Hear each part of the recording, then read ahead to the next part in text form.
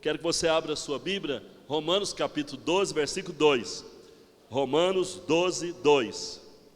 O texto diz assim: e não vos conformeis com este século, mas transformai-vos pela renovação da vossa mente, para que experimenteis qual seja a boa, agradável e perfeita vontade de Deus.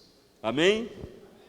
Então, não vos conformeis com este mundo. Traduzindo para a linguagem atual, não entrem na forma do mundo, mas sejam transformados pela mudança de pensamento, pela renovação da forma de pensar, né? E nós sabemos que o sucesso da nossa vida espiritual depende da nossa maneira de pensar, depende do nosso modo de pensar.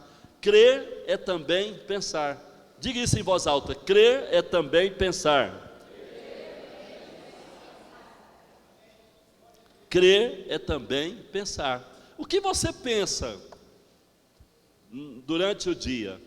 O que você pensa de segunda a domingo? O que você pensa?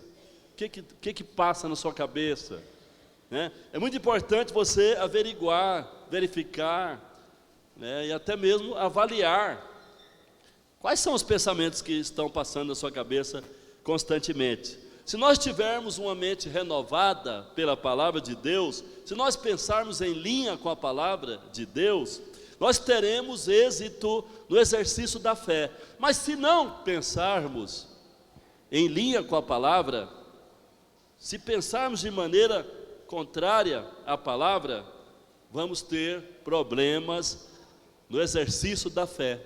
E muita gente tem tido problemas no exercício da fé, porque a sua maneira de pensar atrapalha e às vezes até impede Deus de agir, de responder a sua oração. Queridos, nós estamos numa batalha espiritual que não para, uma batalha sem trégua, e a nossa maior guerra, a nossa maior batalha, a batalha que travamos todo dia contra o reino das trevas, ela acontece no terreno da nossa mente. No processo de transformação da nossa alma, além da disciplina de renovar diariamente, constantemente a nossa mente com a palavra, precisamos estar alertas o tempo todo, no sentido de proteger a nossa mente, guardar a nossa mente de imagens, ideias e pensamentos malignos que Satanás joga, lança, porque o tempo todo ele ataca a nossa mente. O inimigo, ele é estratégico, é estrategista. Ele sabe que não precisa de vir a campo nos enfrentar. Ele foge de toda batalha campal. Então, o que ele faz? Ele fica à espreita, fica às ocultas, lançando setas envenenadas, com pensamentos errados, com ideias absurdas, com imagens completamente distorcidas, né, do propósito de Deus, nas nossas cabeças, nas nossas mentes, e dessa maneira ele consegue impedir que sejamos um povo livre, um povo vencedor. Então, durante os anos que nós passamos no mundo lá fora, vivendo sem o contato com Deus e com a palavra dele, o diabo introduziu na nossa cabeça muitos fundamentos completamente errados. Ele introduziu em nossas mentes fortalezas que nos tornam cativos do pecado e das próprias fraquezas. Então, precisamos saber que o diabo, ele trabalha diretamente na nossa mente, na nossa cabeça. O diabo sabe que se mantiver as nossas mentes sob o seu controle, ele nos impedirá de sermos mais que vencedores em Cristo. Portanto, precisamos sempre passar em revista a nossa mente, Precisamos sempre revisar e verificar os nossos pensamentos, nossos valores, conceitos, ideias, tudo que passa em nossa cabeça. Hoje eu quero destacar 4 principais fundamentos errados que Satanás tem estabelecido e tem utilizado para nos impedir de avançar. Ele usa esses fundamentos para nos abater, para nos enfraquecer e nos tornar cativos dele. Primeiro, imagens erradas. Imagens erradas. Olha para cá porque não saiu ali. Então, imagens erradas. Imagens. Como assim? Presta atenção, existe uma sequência normal, uma sequência simples, que sempre acontece, sempre vem na nossa mente. As imagens produzem pensamentos. Os pensamentos produzem palavras. E as palavras produzem ações. Se queremos mudar o nosso comportamento, se queremos mudar as nossas ações, temos de ir à origem de tudo, e mudar as imagens. Mudar as imagens. As imagens produzem pensamentos na nossa cabeça. Esses pensamentos produzem as palavras, e as palavras as ações, e as ações determinam o nosso comportamento. Se nós queremos mudar de comportamento, agradar a Deus, então temos que ir à origem de tudo e verificar quais as imagens que estão entrando na nossa cabeça, ou que já estão lá. Antes de Deus nos levar a fazer alguma coisa para Ele, Ele sempre nos leva a imaginar e nos leva a sonhar com a obra. Gente, isso não é invencionice, isso não é teologia da prosperidade, isso está na Bíblia. Eu não tenho tempo agora suficiente para discorrer isso, de Gênesis até Apocalipse, mas eu garanto a vocês que tudo isso está na Bíblia, e nós podemos até, depois com mais tempo, folhear e ler as passagens. Mas, por exemplo, Deus chamou Abraão, lhe fez promessas. Deus disse para ele: Abraão, sua descendência será numerosa, sua descendência será muito numerosa.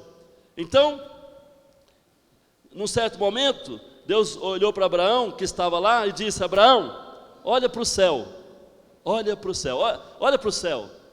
Deus então estava mostrando algo, estava dando a ele um panorama, com muitas estrelas, imagens. Deus disse: olha a imagem no céu. E Abraão olhou para o céu e estava repleto de estrelas. Deus disse: assim será a sua descendência. Se você puder contar as estrelas, você vai saber quão numerosa, como será a sua descendência, Abraão, segundo a história, segundo a tradição, contou. A tradição fala que Abraão contou. Ele contou 1040 estrelas no céu ali. Mas depois ele começou a perceber que aumentava as estrelas. Parece que estava multiplicando estrelas, Deus abria mais e mais a visão dele, e ele via que não tinha como contar tantas estrelas no céu. Então, em vez de olhar para a sua idade avançada, Abraão, em vez de olhar para a idade da sua mulher, Abraão, conta as estrelas. Absorva essa imagem, absorva essa visão, sonha, imagina uma multidão. Lá em Gênesis capítulo 13, versículo 16, o Senhor diz para ele que ele deveria contar as estrelas todas, Gênesis no capítulo 13. Depois, lá em Gênesis capítulo 15, versículo 5, pelo contrário, Gênesis capítulo 13, 16, Deus disse: olha, vou fazer sua descendência como pó, vou fazer a sua descendência como o pó da terra, areia, né? O texto original fala areia, mas pó e areia é a mesma coisa. Então, você pode contar os grãos de areia? Não pode. Os grãos do pó da terra não pode contar, né? São inúmeros. Assim será a sua descendência. Depois lá em Gênesis capítulo 15, versículo 5, Deus conduziu Abraão para fora e disse: olha para os céus, conta as estrelas, se é que podes. E disse: será assim a tua posteridade. Irmãos, então, Deus fez Abraão sonhar e levou ele a ver coisas, imaginar a obra, sonhar com ela. Deus age dessa maneira, isso está na Bíblia. Isaac agiu assim, Jacó, José, os profetas, os apóstolos, né, todos tinham uma visão da obra e tinham, portanto, imagens positivas na mente, crendo que poderiam ir além e alcançar multidões. Então, dessa maneira, amados e queridos irmãos, nós podemos e devemos ter visões de Deus, né? À medida que lemos a Bíblia, à medida que cantamos músicas, à medida que oramos, profetizamos, nós temos que ver o que estamos falando, ver o que Deus tem falado na palavra, e as imagens são inevitáveis, e essas imagens, elas precisam entrar na nossa mente, seguramente, e produzir aquilo que de fato a palavra nos diz, né? Então as imagens têm um poder forte na nossa mente. Isso nos mostra um princípio importante: nós podemos e devemos controlar as imagens que vêm à nossa mente, né? Temos que admitir que às vezes não podemos impedir que imagens erradas venham, imagens erradas, distorcidas, entrem na nossa mente, mas podemos impedir que elas permaneçam ali. Como diz um antigo ditado, não podemos evitar que um passarinho faça ninho, ou melhor, não podemos evitar que um passarinho pouse na nossa cabeça, mas podemos evitar que faça ninho. Podemos evitar que faça ninho. Então, às vezes é inevitável você receber uma imagem negativa. Por exemplo, alguém fala: olha, fulano está doente. Fulano está doente. Aí, quando fala a palavra doente, o diabo joga uma palavra na sua cabeça. Joga uma imagem na sua cabeça. Qual que é a imagem que ele lança? A pessoa morrendo, ou a pessoa com câncer. É assim ou não é, gente? É assim ou não é? Quando alguém traz a notícia: fulano está muito doente, o que você pensa logo? Você não pensa numa doença ruim? Aquilo não entra na sua cabeça logo? Você não tem aquela imagem: ah, pode ser o fim dele, pode ser o fim dela. É assim ou não é? Às vezes você até vê a pessoa no caixão, você vê a pessoa já morta. Eu sempre falo, se os médicos entendessem a Bíblia, eles não seriam propagadores de imagens erradas, porque os médicos, como cientistas que são, não conhecem a Bíblia, eles fazem um papel que parece correto, né? Eles dão uma palavra de alerta, só que eles esquecem que eles são autoridades, e aí eles falam uma palavra e a pessoa que está ali, ela recebe aquilo como uma sentença. Olha, eu vou ter que fazer um exame aqui, eu estou achando que esse problema é um tumor, e esse tumor eu não sei se é maligno. Já começa falando assim, não sei se é maligno ou se é benigno. Então ele começa usando a palavra maligno e não usa a palavra benigno primeiro. Aí o que vem na sua cabeça? A imagem de um tumor maligno. E muitas vezes o diabo usa essa imagem para explorar a sua fé. E aí você começa a crer de maneira invertida, e aí o mal prevalece na sua vida. É incrível, mas isso acontece. O inimigo também, Satanás também conhece, né, como fazer as coisas funcionar de maneira invertida. Ora, não podemos impedir que um passarinho pouse na nossa cabeça, mas podemos impedir que faça ninho. Todos nós formamos constantemente imagens, todos nós formamos imagens com relação a Deus, com relação às pessoas ao nosso redor, com relação à igreja, com relação ao nosso trabalho, com relação ao nosso desempenho, ao nosso potencial, à nossa vida. Então todos nós temos essa mania, né? Temos essa mania, né? Nós temos aqui na igreja um campeão, né? De maratona, nosso irmão Tito Sena. Levanta a mão aí, Tito, lá, o campeão de maratona, né? Ele, com toda certeza, né, Tito? Você, quando vai correr, você se vê passando aquela fita de chegada e sendo campeão, não é assim? Você nunca parte ali pensando, eu vou cair na estrada, eu estou fraco demais hoje, estou com a dor terrível, eu não vou conseguir. Não, já sai pensando, hoje eu chego lá primeiro, vou ganhar a medalha, vou ser campeão. Então, isso é assim que funciona. Um time de futebol, quando pensa de maneira positiva dessa forma, e que tem aquela imagem firme na cabeça e acredita na vitória, empenha-se por ela, com certeza alcança. E em qualquer área da vida isso é assim. Isso é assim, entende? Então a Bíblia nos mostra que Deus também explora essa forma de introduzir em nós, né, uma fé, né, com base, né, com essência, né, uma essência que produz resultado. A nossa tendência é de relacionar com as imagens. Muitos de nós têm a tendência de projetar em Deus a imagem do nosso pai terreno. Por isso, muitos irmãos têm problemas na vida cristã, porque encaram a Deus como o seu pai. Tem a imagem do seu pai terreno projetada em Deus. Por quê? Porque Deus é chamado pai. Jesus ensinou que nós temos um pai.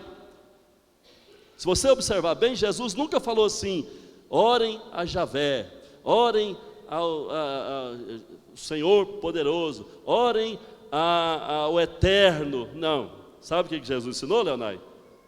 Quando vocês orarem, digam, Pai, Pai, Pai. Lá em João 17, Jesus de novo, Pai, Pai, Pai. Então Jesus veio nos ensinar a chamar Deus de Pai, porque não tem uma relação mais íntima, né, e mais aconchegante do que uma relação com um Pai amoroso. Claro, com um Pai amoroso. Deus é um Pai amoroso. Quem diz amém, aleluia? Agora, muitos têm um pai que não é amoroso, e aí fala, poxa, Deus é pai, e deve ser igual meu pai. Meu pai não é amoroso, meu pai é bruto, meu pai é mau, meu pai só me espancava, meu pai me rejeitou, meu pai vivia batendo na minha mãe, meu pai não presta, meu pai é isso, meu pai é aquilo. E aí a pessoa tem problemas. Quando tem uma vigília aqui, não vem orar por quê? Eu não quero chegar perto desse pai.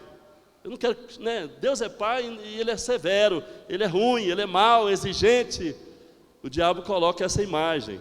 Então isso atrapalha a pessoa a orar, atrapalha a pessoa a pregar, atrapalha a pessoa a acreditar no amanhã melhor, porque ele está com a expectativa que se Deus é pai, e o seu pai natural é muito ruim, então Deus vai vir com maldade, Deus vai acabar castigando, Deus vai acabar trazendo infelicidade para a sua vida. Então é assim que muitos, de maneira inconsciente, estão seguindo na igreja, mas não conseguem avançar, não conseguem, né, ter uma vida melhor, porque não tem uma visão adequada de Deus. Então nós precisamos ter uma visão certa de Deus. Jesus veio para corrigir toda a visão errada. Os judeus pensavam em Deus como aquele todo-poderoso, sentado num trono distante, cheio de pompa, e que não se deixava não se deixava aproximar, né, que o acesso a ele era difícil demais, tinha que pagar um preço alto, matar animal e fazer um ritual, e assim mesmo não podia chegar direto à presença dele. Então os judeus tinham uma visão de Deus sendo severo, um juiz impiedoso, um juiz que mandava matar, destruir todas as pessoas ao redor. Então os judeus não tinham essa liberdade que nós temos hoje. Nós estamos hoje com toda a liberdade para chamar o nosso Pai e para viver com Ele em intimidade. Então veja a diferença. Jesus veio mostrar Deus como Pai, mas como é que você tem pensado? Qual é a imagem que você tem de Deus? Olhe para a pessoa do seu lado e fala: qual é a imagem que você tem de Deus? O que você pensa de Deus?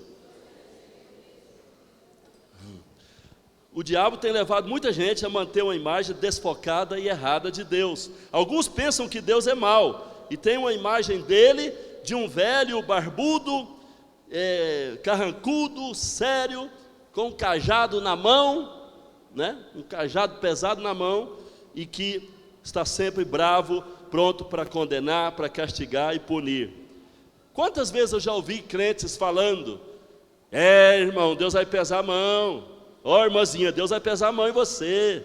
Você fica aí cortando cabelo, Deus vai pesar a mão. Você fica aí, sabe, desse jeito aí, do jeito que você está, Deus vai pesar a mão. Então a visão que a pessoa tem de Deus é que Deus é aquele tipo de gente irado, nervoso, que qualquer coisinha está bravo e que pesa a mão. Agora imagina só se Deus de fato fosse assim. Se Deus fosse mal-humorado, zangado o tempo todo, quem estaria vivo? Quem estaria aqui sentado agora? Ou de pé? Nenhum de nós estaria aqui se Deus fosse de fato mão pesada desse jeito. Então não é assim, Jesus veio revelar Deus como Pai que está pronto para nos abençoar, para nos levantar, para nos corrigir com amor, para nos levar para perto dele e nos fazer fortes nele. Então Jesus veio para isso. Mas muita gente tem uma ideia errada de Deus, uma visão de um Deus pronto para castigar o tempo todo. Esse tipo de impressão, de imagem, tem levado muita gente a fugir da presença de Deus, tem levado muita gente a não querer a igreja, não querer ir para a célula. Eu tenho certeza que a célula onde a imagem de Deus é mais demonstrada, mais corretamente demonstrada, ali sempre tem gente chegando, tem gente querendo estar ali, porque é muito bom estar onde Deus está. É muito bom estar onde Deus é apresentado como Ele de fato é, onde se pode chegar à presença dEle, onde se pode receber dEle a graça, o poder, a salvação, a cura e tudo mais. Quem diz amém, aleluia?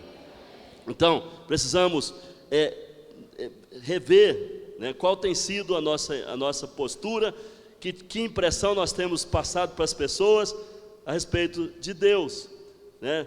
Se você está vivendo dessa maneira que eu falei, sempre pensando que Deus vai castigar, que Deus vai pesar a mão, saiba que o diabo tem produzido uma imagem distorcida de Deus na sua cabeça. Pode ser que essa mensagem errada de Deus, que você tem de Deus, vem se desenvolvendo desde a sua infância, desde aquela época quando sua mãe, seu pai, diziam para você: olha menino, se você fizer algo errado, papai do céu vai castigar, papai do céu vai castigar você. Se você fizer algo errado, papai do céu não vai gostar mais de você. Se você fizer isso que você está querendo fazer aí, papai do céu vai jogar você longe, vai até desistir de você para sempre. Então, quer dizer, muitos pais, infelizmente, projetaram na mente dos seus filhos uma imagem distorcida de Deus, uma imagem de Deus que separa das pessoas, que separa as pessoas dele, que castiga, que pesa a mão, e assim as crianças crescem e nós crescemos, e muitos aqui, quem sabe, têm uma desconfiança, será que Deus vai mesmo me querer bem? Deus vai mesmo fazer coisas positivas? Deus vai mesmo me tornar uma pessoa vitoriosa, vencedora? Ou será que Ele vai pesar a mão vai me castigar por eu ser fraco, né? Então, quando você erra, logo você pensa que Deus não lhe ama mais. Tem gente que tem essa ideia na cabeça. Tem gente que briga e defende essa ideia. Não, se eu pequei, Deus não quer nada comigo mais. Não, se eu errei, então eu sou sujo, Deus me bane, Deus me expulsa da presença dele. Não é assim. A gente não vê isso na Bíblia. Jesus falou o contrário. Se alguém vem a mim, se alguém vem a mim, de maneira nenhuma eu vou lançá-lo fora. Ou seja, pode se sujar, eu vou dar um jeito. Se for rebeldezinho, eu dou um trato, vou tratar, vou dar um jeito, mas eu vou levar essa vida para a glória. Vou levar essa vida para a glória. Né, Leonai? Deus leva, Deus tira lá da lama, Deus faz a obra. Tupete Deus corta, né? Excesso Deus poda, e falta cruz, Deus prega na cruz, mas Ele não desiste de nós, porque Ele nos ama, Ele nos comprou por preço, nós estamos marcados para a vida eterna. Olhe para o seu irmão e fala: você está marcado para a vida eterna. Amém? Glória a Deus, que maravilha. Então, amados irmãos, é importante, né, entender. Aquele servo infiel da parábola dos talentos, lá de Mateus 25, ele agiu de maneira errada, enterrou seu talento, porque tinha uma imagem distorcida de Deus. Senhor, sabendo que Tu és homem severo, né, e tal, e começou a falar, já começou com a imagem errada, né, sabendo que o Senhor é severo, tal, eu guardei o talento, enterrei o talento. Ora, não, Deus não é esse homem severo. Se fosse, na hora que ele enterrou lá, já teria morrido naquela hora. Deus teria matado ele na hora. Nem esperaria a hora do acerto. Ora, então não está certo. Então, às vezes, a falta de ter uma visão certa de Deus leva você a se omitir, leva você a enterrar o talento, leva você a fazer coisa errada, até orar de maneira errada, né? Tem gente que pensa assim: eu não posso orar se eu estiver no banheiro, não posso louvar, não posso isso, não posso... Gente, presta atenção, nós adoramos a Deus em espírito, não importa onde você está, não importa com quem você esteja, não importa onde você esteja, você e Deus são um só. Então você tem que ter uma visão correta de Deus e saber que Ele é seu Pai, e saber que você é dele e que Ele vai de fato transformar a sua vida, de um jeito ou de outro. Você vai ser santo, vai ser como Ele é, vai chegar a um nível, né, maior, um nível melhor de vida, né? Deus revela o seu caráter e o seu coração nas Sagradas Escrituras, né? Deus revela quem é na Bíblia. Nós não podemos servir a Deus com base no medo, não podemos servir a Deus com base na angústia, não podemos servir a Deus com base na cobrança. Não, ou faz isso assim ou vai morrer, ou faz assim ou será despedaçado, será consumido pelo diabo. Calma aí. Deus, né, Ele conhece a nossa estrutura e Ele está trabalhando. Agora, nós precisamos colaborar, nós precisamos cooperar com esse mover de Deus na nossa vida. De que maneira?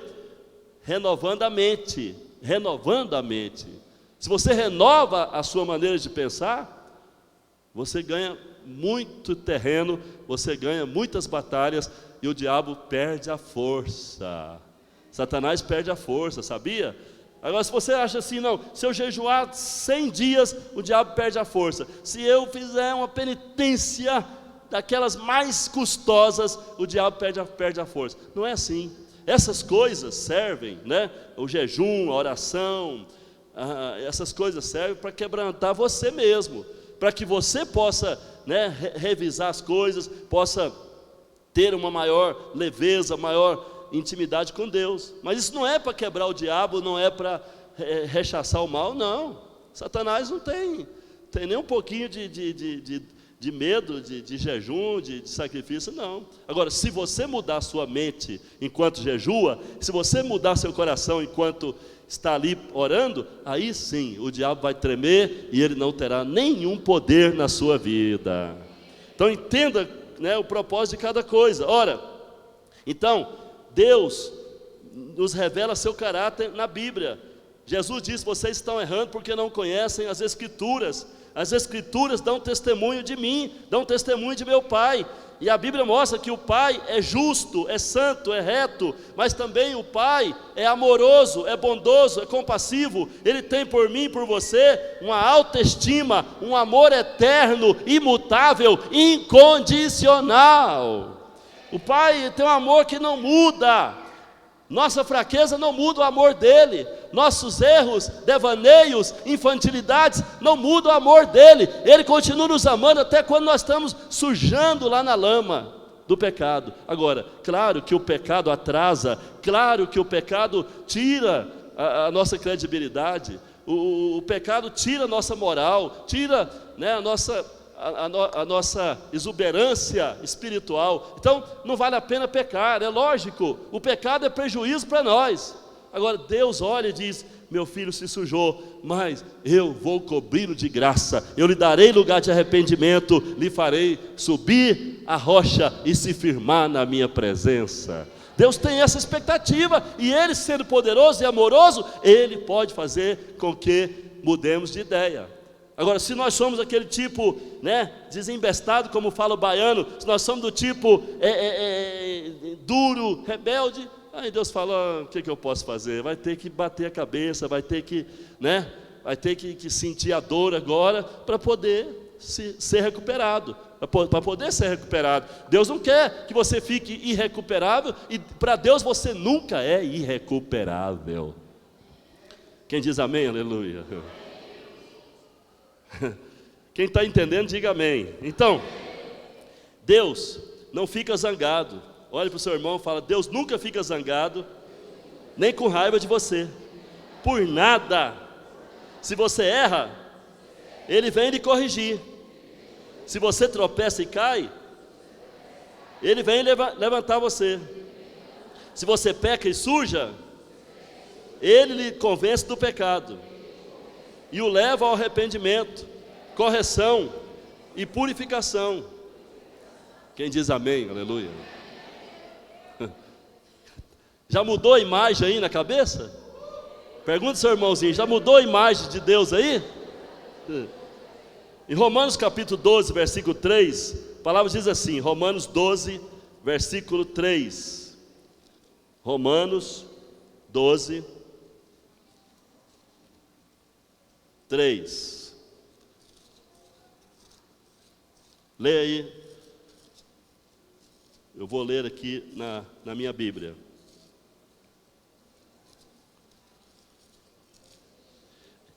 Porque pela graça que me foi dada, digo a cada um dentre vós que não pense de si mesmo, além do que? Além do que convém. Então, Paulo está dizendo: você não pode pensar de si mesmo, além do que convém. Agora, o que é conveniente? De que maneira eu tenho que pensar de mim mesmo? Ou que imagem, que autoimagem eu devo ter de mim mesmo? Irmãos, observe o seguinte, preste muita atenção. A palavra diz que eu não devo pensar de mim mesmo nada além do que convém. Ou seja, não devo pensar de mim algo que vá além do que a palavra fala. Se a palavra diz que eu estou em Cristo, então eu preciso me ver nele. Se a palavra diz, né, que eu estou em Cristo, eu preciso me ver crescendo nele. Diga ao vizinho que está do seu lado: lá no mundo, você se parecia com Adão caído e degenerado.